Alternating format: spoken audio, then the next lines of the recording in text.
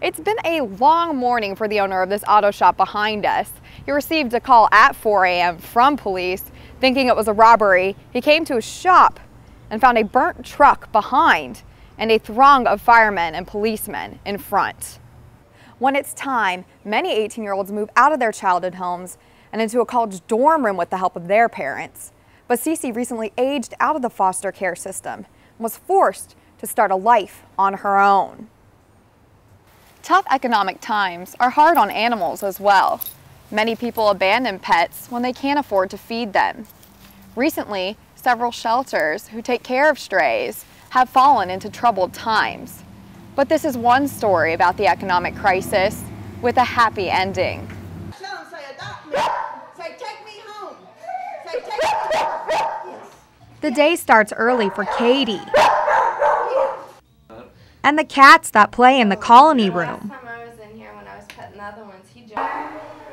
Well, we start in the mornings. We take all the dogs out, walk them, because they've been in their kennels all night long, so you give them a chance to walk. Then we feed them, and then it starts the task of getting their kennels cleaned up, each kennel sanitized, and fresh linen put in there if needed, beds, blankets, whatever, and of course fresh water and food, and then to get them ready to meet their visitors for that day.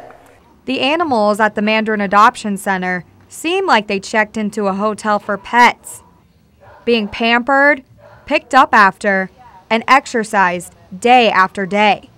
But it wasn't always so.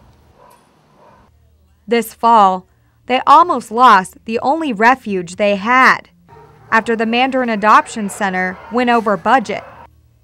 First Coast No More Homeless Pets stepped in and raised $100,000 to take over the shelter and save potential pets like Riley, who was found with an electric collar embedded in her neck, and Petey, a bulldog mix. He's just really sweet, you know. He's really calm, and he's very people friendly, and he's very affectionate. He's sweet. It's like appreciates you. He's cute. Still, the shelter needs funds to keep it operating. There's always expenses come up that you need money for. Like money for food, linens, and a new washer. Although improvements still need to be made, the adoption center is much better now, according to volunteer Elisa Germain, who socializes the dogs. Well, it's much nicer. The facility is it's cleaner, and I think that we have more time for the dogs now.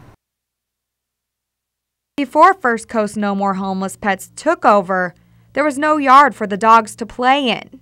This is great to have the dogs come out here and just run and play. Before we would take them out for walks, but they don't really get their energy, you know, exhausted until they're out here running.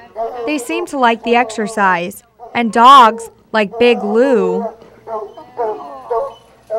enjoy the interaction with a feral cat who calls the woods next to the fence home.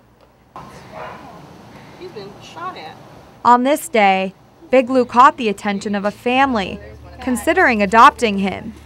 But there are many other animals that still need a home. We hope to eventually do as many as 50 or 60 adoptions a week out of that location. Rick Ducharme is president of First Coast No More Homeless Pets, and his goal is to keep all 16 dog kennels full and the 40 spaces for cats occupied. So far, that seems to be the case. On the day our crew visited, 6 new dogs arrived to fill empty cages. Buzzing with excitement, the new arrivals were immediately taken out to play. For weeks, city officials have been pounding out an agreement about whether or not to shut down the colonial Spanish Quarter Museum after the quarter's expenses reached thousands of dollars over budget. The 2-acre quarter has 6 houses, where a blacksmith, leatherworker, and carpenter reenact daily 17th century life. But on September 30th, the quarter closed its doors to tourists and will reopen only for school groups that make reservations. Well, welcome to the blacksmith shop. Gregory Sykes has worked at the quarter for 5 years as a carpenter and blacksmith. entertaining and educating visitors from all over the world.